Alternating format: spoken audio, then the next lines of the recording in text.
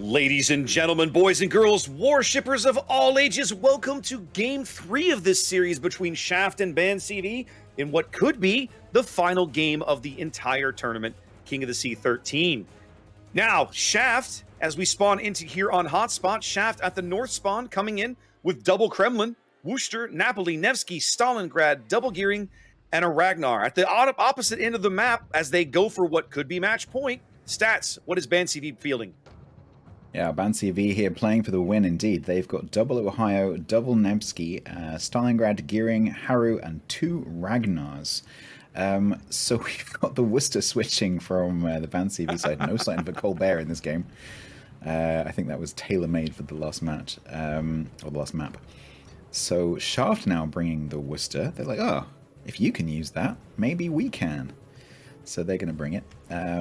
Henning, anything that you want to point out with the use of a Worcester on this map or anything else with the lineups? I think the idea is, again, maybe BANCV is going to put something on F9 on that little island there below D. So a booster can spam it really, really well.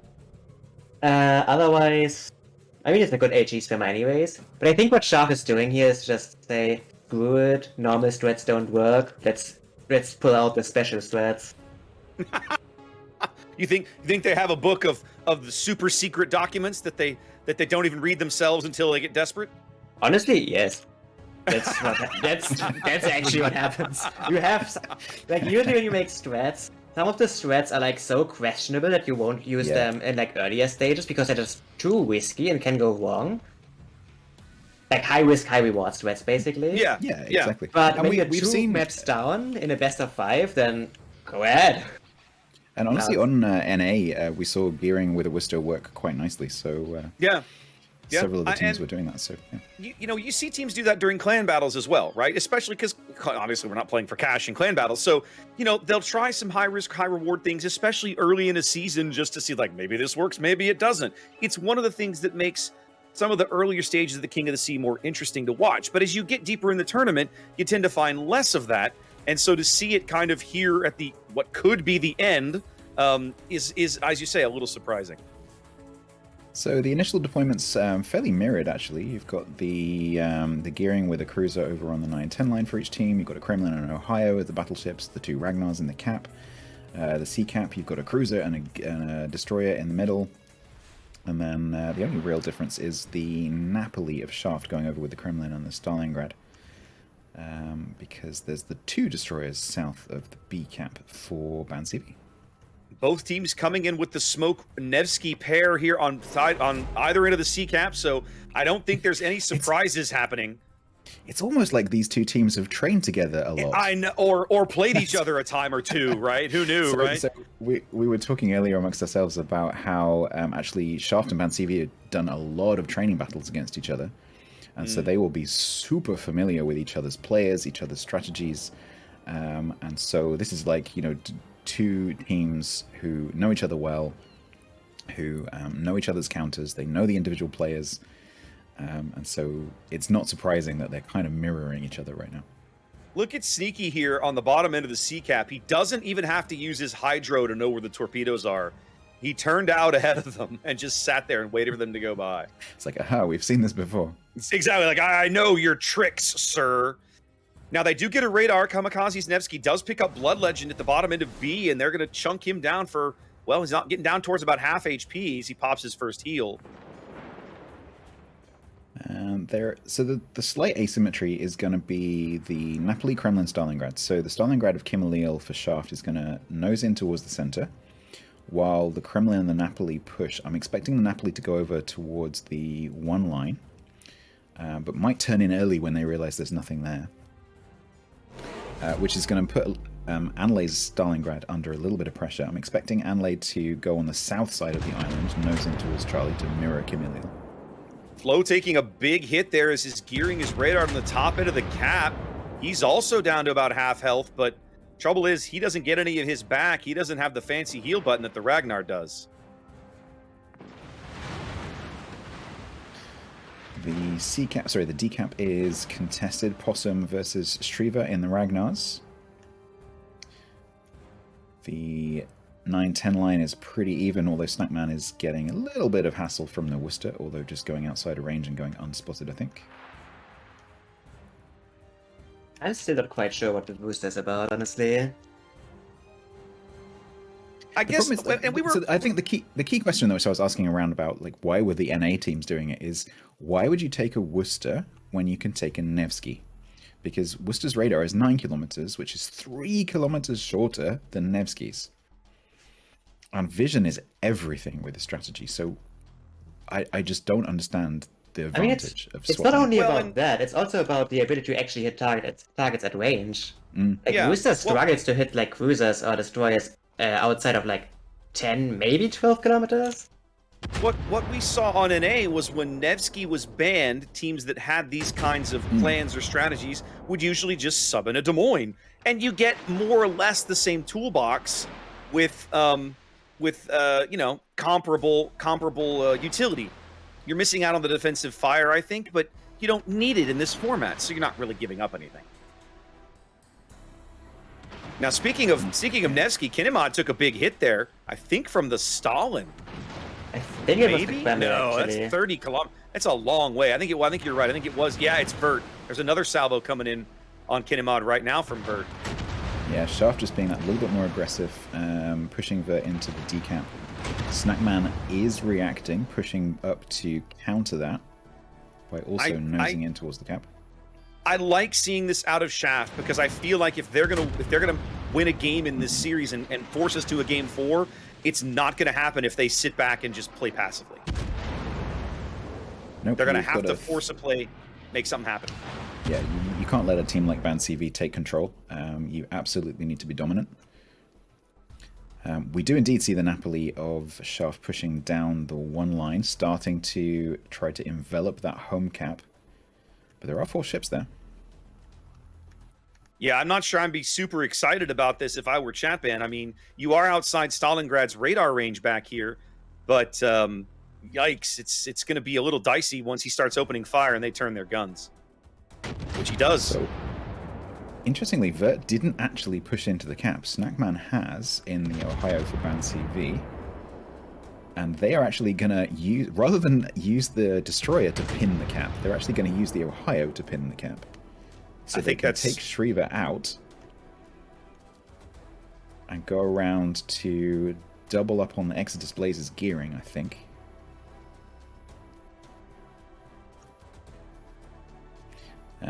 We're seeing some action over on the 3-4 line. Zando is coming under a lot of focus fire in the Kremlin for Shaft, as Angelstone pushes up nose to nose. Indeed, Zando having to kind of back out of there. 8 minutes gone.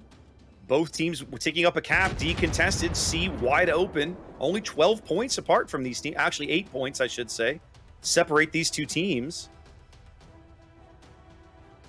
I'm wondering whether Flo will try for C again, maybe from the other corner. I mean, it's not a bad call. You have to give... It would be giving Onlay something else to think about. Even if he were to come in on the northwest corner, Onlay could radar him, but no one would have shots.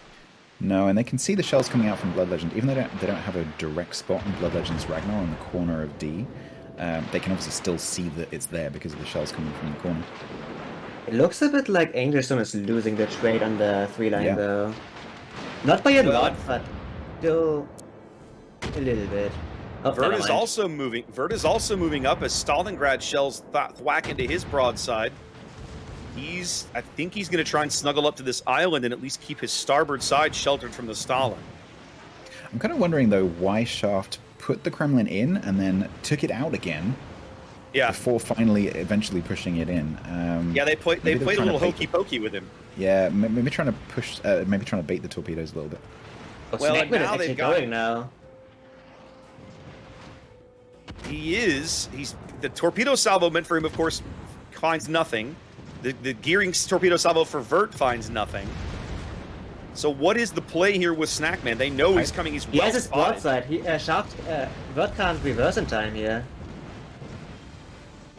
The Bauturks might find sits here. You think just underneath the turrets, it is visible, reversing. I was going to ask him, can you get him in under the turrets? But I thought he could black out in time, but he does.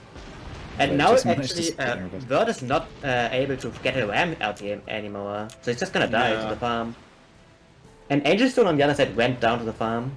Yeah, they do bag Angelstone on their side of the map. That's a big kill that opens things up a bit for Shaft over here on the 3-4 line.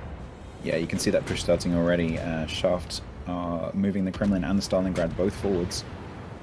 The Napoli is also pushed right down alongside that home cap.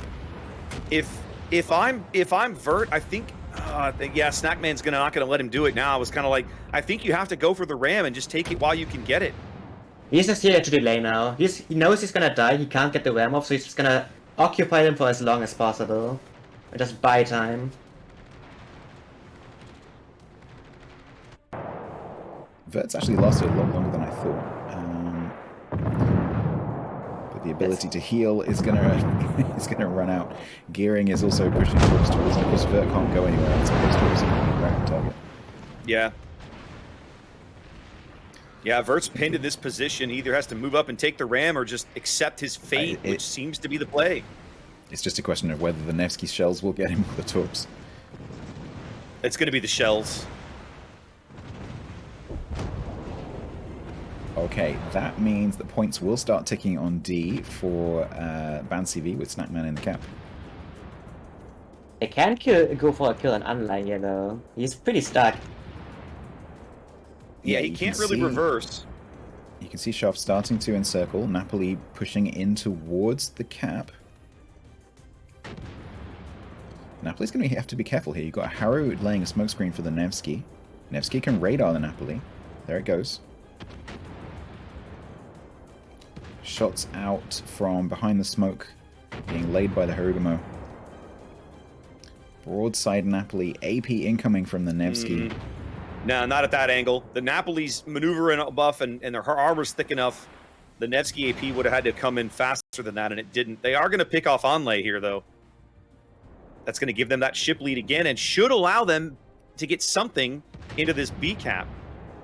Yeah, they're gonna get B. They can use Kimmy's radar potentially to try to get more damage onto Vile, or maybe get a good shot into Sneaky Snake's Nevsky. Yes, I'm like you. Actually needs to be careful here. He needs to turn out eventually. I'm a little surprised they've never sent Flo back to C. We talked about that before, and now it's probably impossible because Flo's got.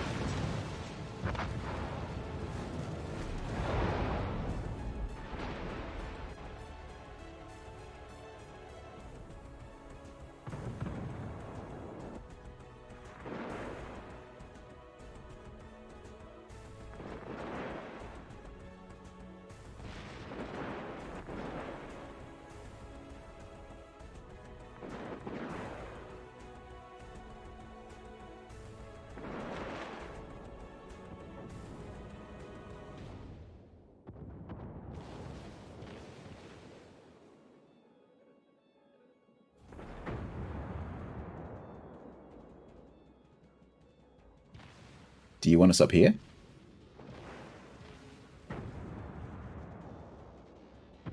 What do you want us to do?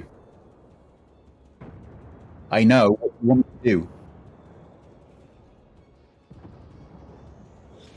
Okay. Good. Okay. Okay. Okay. SeaRaptor's not here either, though.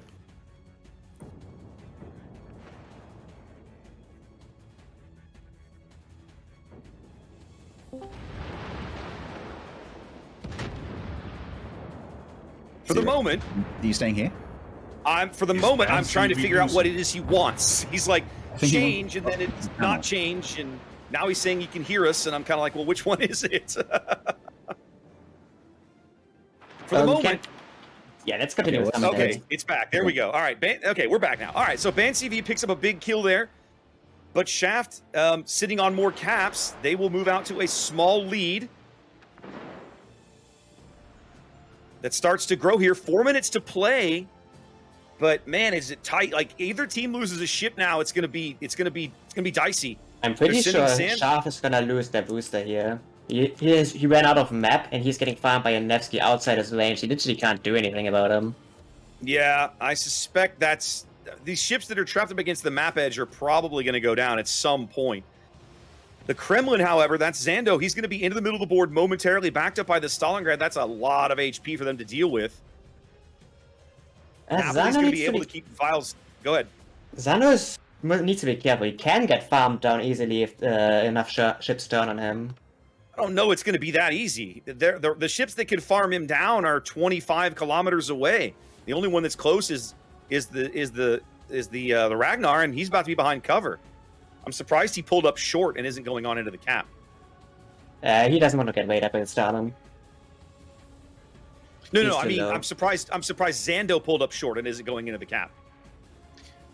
Yeah, they're going to push Kimi in there instead. Yep. Because Kimi will be spotted over the island probably by Blood Legend. Maybe they're not going to go in at all. They do have the points advantage, although only just. 3 minutes to play. Minutes, yeah, 2.5 minutes just about to come up on the clock. 40-point lead. Go down. There it goes. That swings it for BANCV. Now they have to go in. Yeah, well, they were going in anyway. I just couldn't figure out why they were delaying. I guess they wanted the Stalingrad to take the lead. Now Stalin's going to radar, and at a minimum, they're going to use it to push Blood Legend back behind the island and try and deny as many shots as they can. As Blood takes a pretty good hit there. 700 points just reached by BANCV, ticking that one cap. Shaft ticking two caps. So tight. It's going to be very tight. Keep an eye on that clock. 2 minutes about to be reached. 40 points. If they can pick up this cap, that'll accelerate the point at which they can start narrowing the gap a little faster. I think they're going to shove the Stalin and the Kremlin behind the island and just camp them there. Just leave them there for a bit. They're going to run away as soon as they get the cap.